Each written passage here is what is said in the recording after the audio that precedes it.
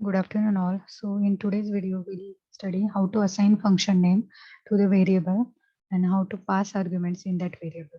So here first we need to define one function.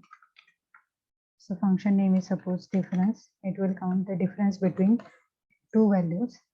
So you will require two variables here.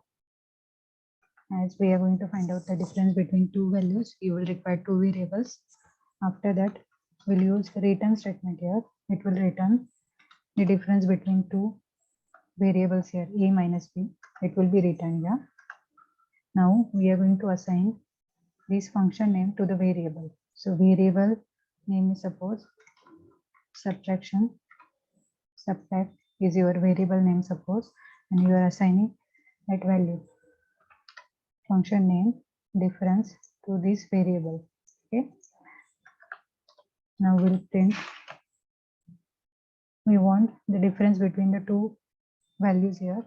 So instead of using the function name, we'll use that variable name, and in that variable we'll pass the values of two variables a and b.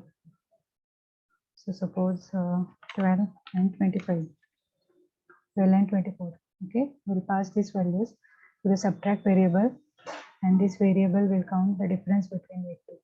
Okay, we'll run this program. It will give you minus 12 output. 12 is the value for the a variable and 24 is the value for b variable. So 12 minus 24, it will give you minus 12 output here. Okay, so in this program we have assigned that function name, difference function name, to the variable subtract, and after that we have passed the values arguments to this variable. Okay, thank you for watching this video.